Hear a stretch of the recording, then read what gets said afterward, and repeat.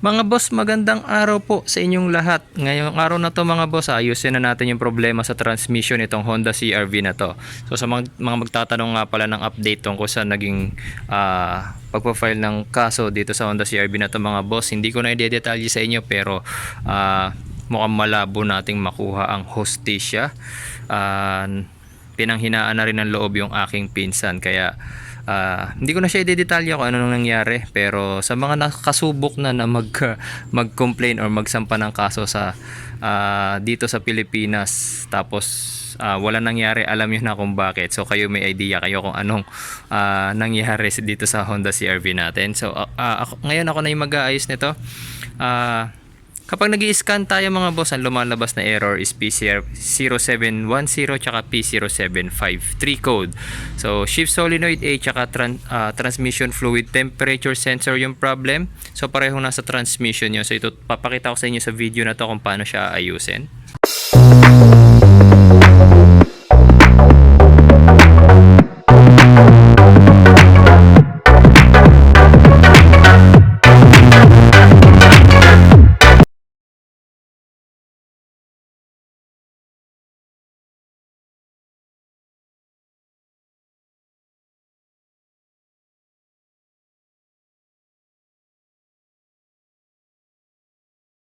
Ito mga boss, yung original transmission na nakakabit doon sa ating Honda CRV. So ito yung tinanggal ng kasa.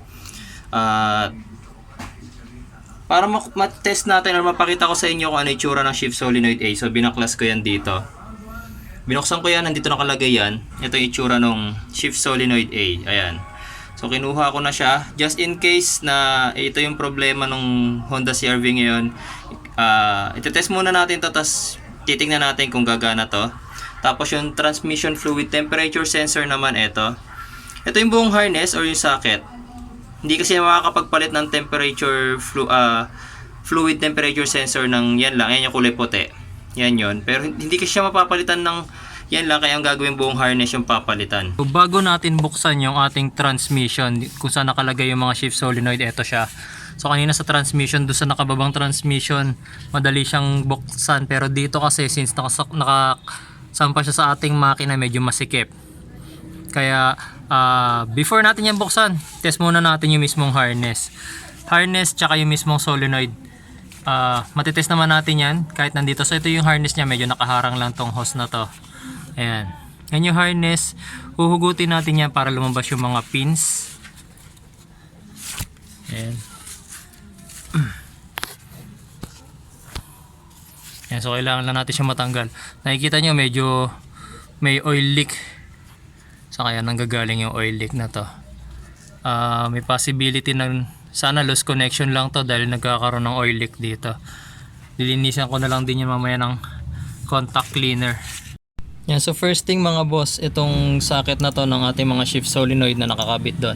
I-test muna natin yung resistance ng mga terminals ng shift solenoid, kasi yung tatlo na nasa taas, terminal shift solenoid C, B, and E, tapos itong nasa baba, shift solenoid A naman na yung pinakauna. Gagamit tayo ng multi-tester. So dapat may resistance siya na 12 to 25 ohms. Wait lang mga boss. Yan, so iipit ko lang dyan yung ating tester. Ayan, so ayan yung ating negative terminal ng ating tester. Tapos itong red ngayon yung pantitest natin. Pagpasensyahan nyo na mga boss, medyo napakasikip talaga rito sa ilalim. Iwas muna natin yung kanyang harness. Ayan, so hindi nyo makita sa video, pero ang gagawin ko na lang mga boss, since pinakita ko na yung sample kanina ko nung itetest na terminal, papakita ko na lang sa inyo yung actual reading, kung tama man yung reading. Kailangan natin mag flashlight. Ayan.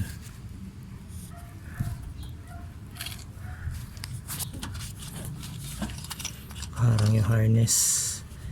Tabi muna natin siya.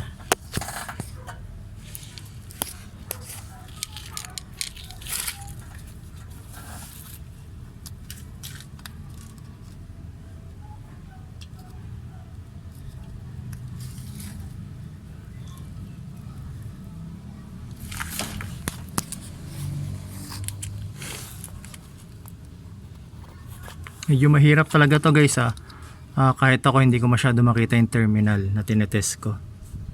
Ayun. Para doon sa isang terminal, ayan. 17 ohms. Ayun, natatanggal-tanggal yung tester ko. 17 ohms. Para sa shift solenoid A, yung kanyang continuity. Yung next, 16.8. Para naman doon sa shift solenoid B. And then yung unang-una ngayon, ayun, yung shift solenoid C, 16.8 din. Then sa pinakababa ngayon, shift solenoid A, 16.8 din. So okay yung continuity ng shift solenoid 16.7. Okay yung continuity ng shift solenoid A sa ating body ground. Ayan, so bibigyan ko kayo ngayon mga boss ng idea kung paano natin matetest ngayon yung shift solenoid valve A doon sa transmission. So ito yung itsura niya nang nakalabas. At kung makikita nyo to yung shift solenoid natin, meron niyang blue wire na nakakonekta sa kanya. Disregard nyo yung white wire kasi yan yung ating fluid temperature sensor. So sa blue wire tayo. Yung blue wire na yan, ayan, sa likod. So dito sa harap, ito siya. Itong nasa lower part, yung pinakauna. Ang gagawin natin mga boss, susuplayan natin yan ng 12 volt supply, so galing dito sa battery. Tapos itong shift solenoid naman, didikit natin sa body ground. Ayan. Ayan, so gamit na ngayon itong ating extended wire, nakakabit sa positive terminal ng battery. Tapos itong shift solenoid nandyan na nga ngayon, nakapatong siya ngayon dito sa ating negative terminal naman ng battery. And then next na gagawin natin mga boss, ayan. So yung blue wire na nandito sa kabila na nakakabit sa ating shift solenoid, ito yan sa dulo. So kapag dinikit ko to, kailangan mga boss magtutunog or lalagitik yung ating shift solenoid. Ayan. Maririnig nyo lumalagitik yung ating shift solenoid. So ganyan din yung test na gagawin natin mamaya doon sa baba. Pinakita ko lang dito sa itaas ngayon kasi medyo mahihirapan ako nga ipakita yun sa baba kasi bukod sa masikip na, medyo madilim din syempre sa ilalim ng sasakyan. Pero gantong-ganto yung gagawin natin. Ayan. Ingat lang mga boss kasi yung nasa baba nakatabi ng shift solenoid, yung wire pala, terminal na to para sa shift solenoid A. Yung tatlong wire na yan is, yung dalawa na nasa gitna yung para sa white wire, sa temperature, fluid temperature sensor yan. Kaya wag nyo maididikit itong 12 volts power supply natin. Ayan mga boss, so medyo binago ko muna yung angulo ng camera natin para makita nyo ng maigi yung socket nito mga shift solenoid natin. Tapos ito na yung ating green wire. Nakakonekta to mga boss sa positive terminal ng battery natin. Kaya ingat po, huwag madikit ito sa any metal part ng ating transmission ng ating sasakyan kasi short circuit po, mag-spark po ng malakas yan, lalong lalo kapag bago yung baterya ninyo. So ididikit natin ng terminal na to doon sa tatlo na nasa taas para sa mga shift solenoid, tsaka doon sa unang pinakababa kasi yan yung para sa shift solenoid A. So yan yung pinaka-importante. Pero ipapakita muna ko muna sa inyo kung working, tsaka i-test na rin natin kung working lahat ng shift solenoid. So dito muna tayo sa E.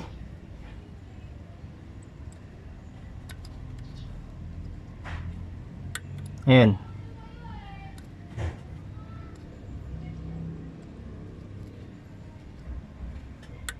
May narinig nyo, lumalagitik yung shift solenoid E. Next natin yung B.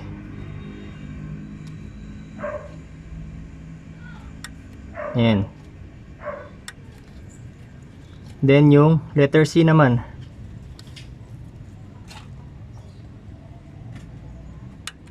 Ayan. Narinig yung lakas ng lagitik ng mga shift solenoid natin. Tapos dun tayo sa letter A.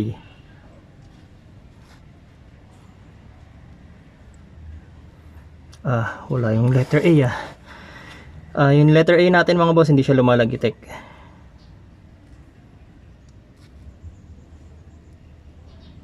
Mukhang sira yung ating shift solenoid A.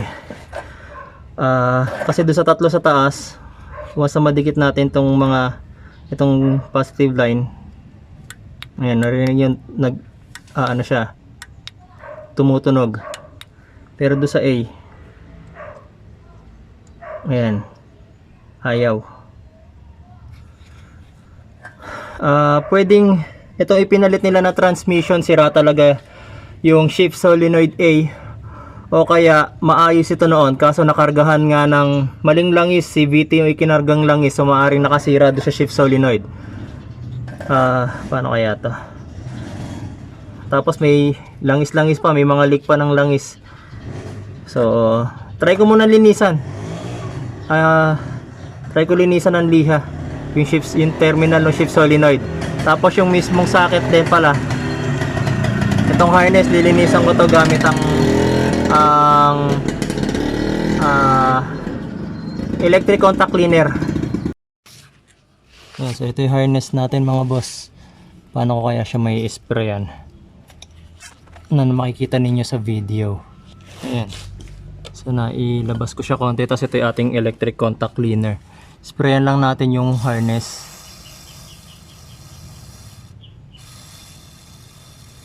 Tapos wait natin na matuyo. Naliha ko na yung terminal para do sa shift solenoid A.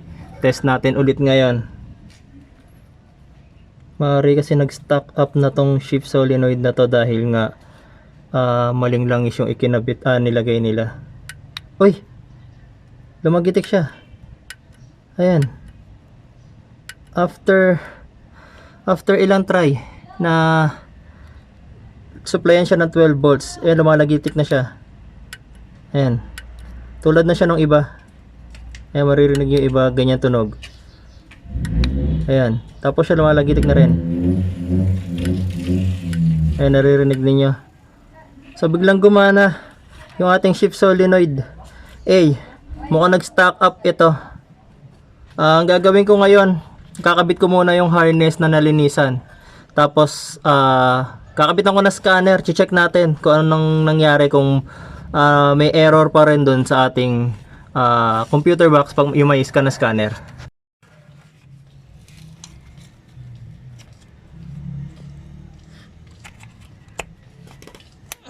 Turn on lang natin yung ignition switch.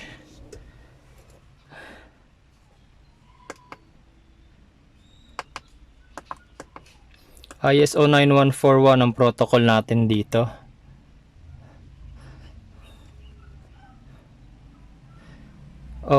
Code found 4. Naging 4 yung ating error. So tingnan natin kung ano yung mga naging error na yan. P0753, P0758, P0763, P0773. So lahat to puro shift solenoid. Yung A, B, C, tsaka yung E. Pero yung P0710 nawala. Ang gagawin natin ngayon mga boss, since binaklas kasi natin yung socket, maaaring kaya lumabas to, is dahil sa pagkakahugot natin ng socket. Ang gagawin natin ngayon, clear natin. Yes. Turn key on with engine off. Erase succeed. Read DTC natin. Wala tayong makikita. Pero ang gagawin ko ngayon mga boss, magti-test drive muna ako. Kahit mga ilang kilometer para tignan natin kung babalik yung error. Ayan. Yes. Okay. Tapos patay muna natin ignition switch. Saka natin hugutin ngayon yung ating scanner. Ayan mga boss, so hindi ko may video yung pag test drive kasi walang hawak ng aking camera. Test drive lang ako sandali. Babalik ako after ilang minutes para ma-check kung ano nangyari doon sa ating error. So ayan guys, tapos na tayo mag-test drive. Test tayo ulit. Patay ko lang muna yung makina. Ayan. Tapos kabit natin to ulit scanner natin.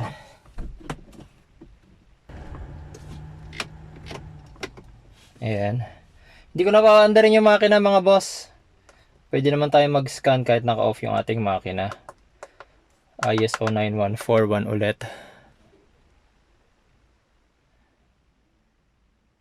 Ayan. Code found 0. Okay, so naayos natin yung problem mga boss. Wala na siyang pinakitang error. Read DTCs. No emission related DTC found. So kahit nag-test drive tayo, hindi na bumalik yung error natin. Nangyari dito mga boss, mukhang nag-stock up yung shift solenoid A.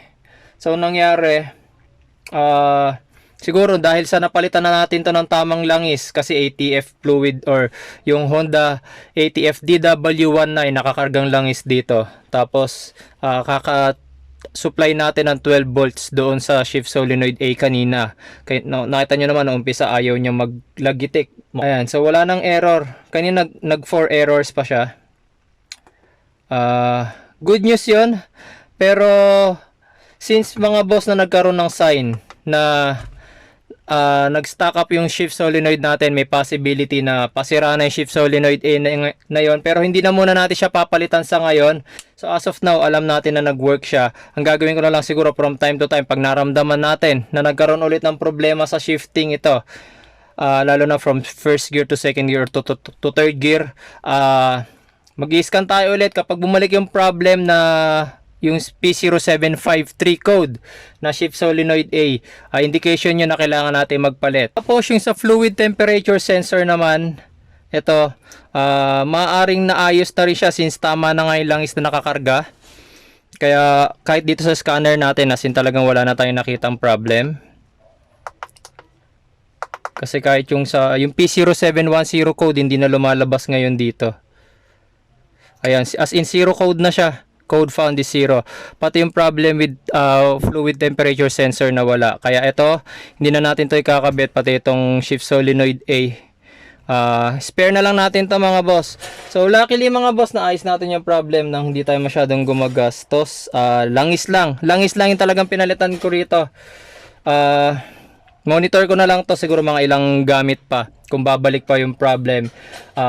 Sa inyo mga boss, hindi na natin tinest pala yung sa ECM, yung connection ng harness from ECM going do sa socket papunta naman sa ating mga shift solenoid, kasi after nating magawa yung procedure, nawala na yung mga errors kaya good news yun. So ganun lang mga boss muna yung ginawa kong diagnosis sa ngayon. Abang kayo sa mga susunod ko pang tutorial kasi meron pa akong mga kailangan gawin dito sa Honda CRV. So maraming salamat po sa inyong mga boss sa inyong panonood, at kita-kita po tayo sa susunod ko pang mga video.